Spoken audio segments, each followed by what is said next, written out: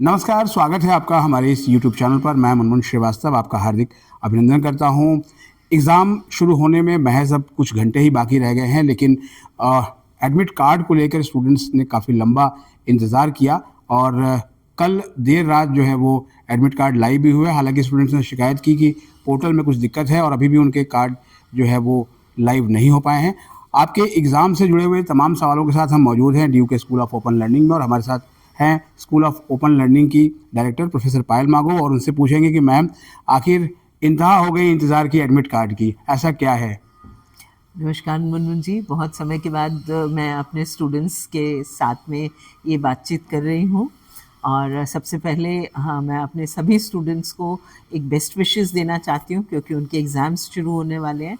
वो अच्छे से पढ़ें, अच्छे से अपना एग्ज़ाम दें, इसके लिए उनको बहुत बहुत शुभकामनाएँ, अग्रिम शुभकामनाएँ।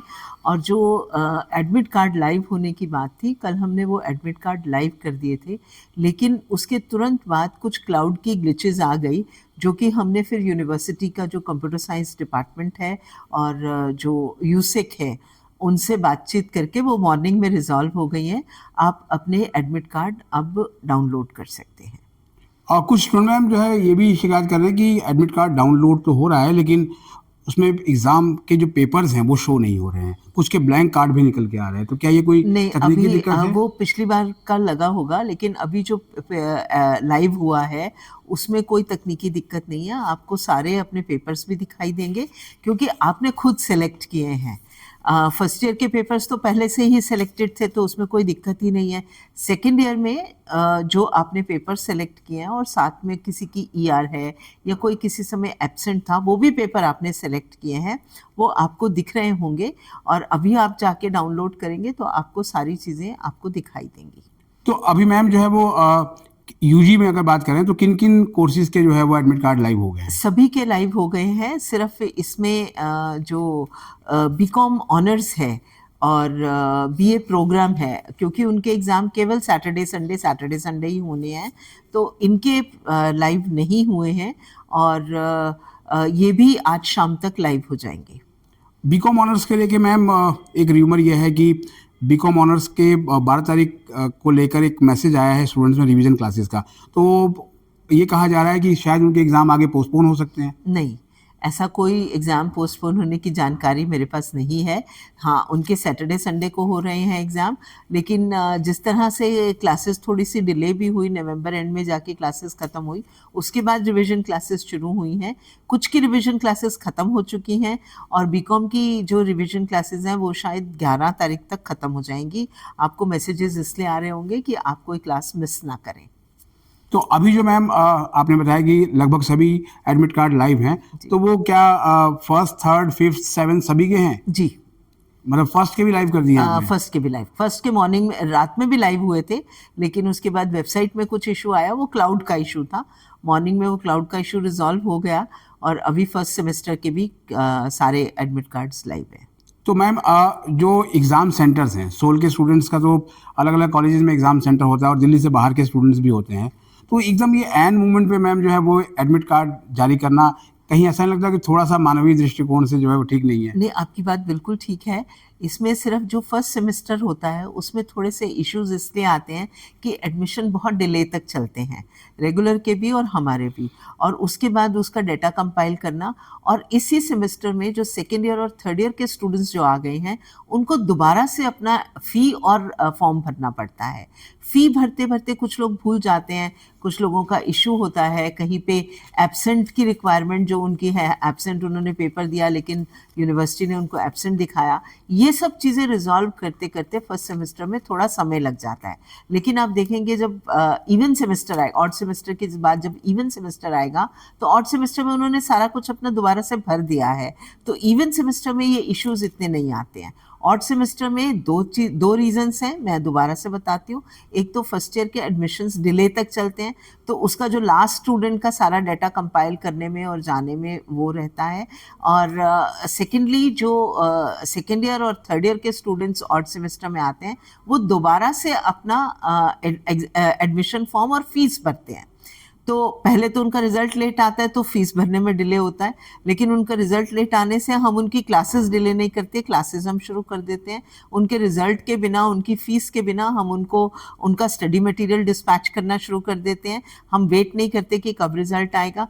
रिजल्ट जैसे ही आता है फिर उसके बाद जो उसमें इश्यूज रहते हैं कि कहीं पे किसी का गलती से एब्सेंट आ गया या कहीं पे ईआर जो था वो, तो वो सारा कुछ उनको दोबारा से करते करते इसमें ऑड सेमेस्टर में डिले होता है, इवन सेमेस्टर में वो मैनेज हो जाता है।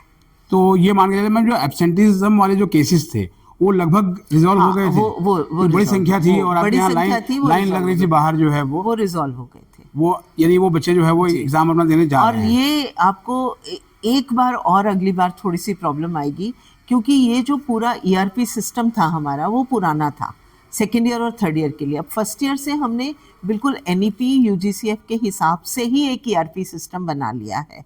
तो जो फर्स्ट ईयर है अब वो सेकेंड ईयर में उसी नए ईआरपी पे होगा, और अगले साल थर्ड ईयर भी नए ईआरपी पे चला जाएगा, उसके 27 में नए ईआरपी पे चला जाएगा। और जब नए ईआरपी पे जाएगा तो जो प्रॉब्लम सीबीसीएस और यूजीसीएफ के फ्यूज होने से हुई थी वो प्रॉब्लम्स रिजॉल्व हो जाएंगी। जी, तो जैसे मैम आपने कहा कि एडमिट कार्ड लाइव हो गए हैं और एब्सेंटिज्म के काफ़ी केसेस ठीक हो गए हैं, तो इस बार लगभग कितने स्टूडेंट्स सोल के फर्स्ट, थर्ड, फिफ्थ और सेवन्थ के एग्जाम देने जा रहे हैं? करीब 3,25,000 स्टूडेंट्स के आसपास का डेटा हमारा कल तक था, लेकिन अभी हमने अलाउ किया है कि आज तक अगर किसी को फीस देनी है, कोई भूल गया या कोई और इशू उसके पास है तो वो दे सकता है।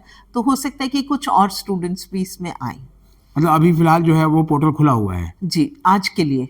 आज के लिए, मतलब लेकिन आज के लिए लंबा नहीं, आफ्टरनून तक आप आके अगर कोई इशू है या कोई भूल गया है तो वो रिजॉल्व कर ले। वो रिजॉल्व कर सकते हैं। अच्छा मैम, एक चीज़ और भी है कि फोर्थ ईयर शुरू हुआ इस बार, और जो है 7 सेमेस्टर के एग्जाम भी होंगे, तो कितने स्टूडेंट्स 7 सेमेस्टर के एग्जाम देने जा रहे हैं?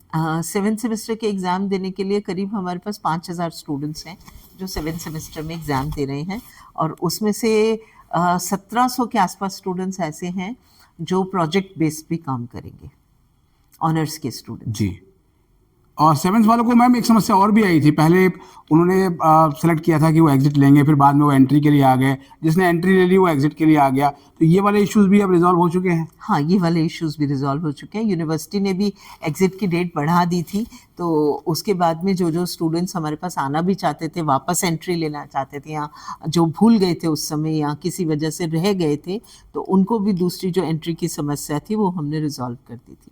ये जो है वो अब मान के चलें कि जो है वो कुछ शिकायतें जो सोल के स्टूडेंट्स की थी, जिसके लिए लंबी लंबी लाइनें भी थी, वो आगे आने वाले दिनों में वो कम देखने को मिलेंगी। आपको अगले साल से इसमें काफ़ी डिफरेंस नज़र आना शुरू हो जाएगा।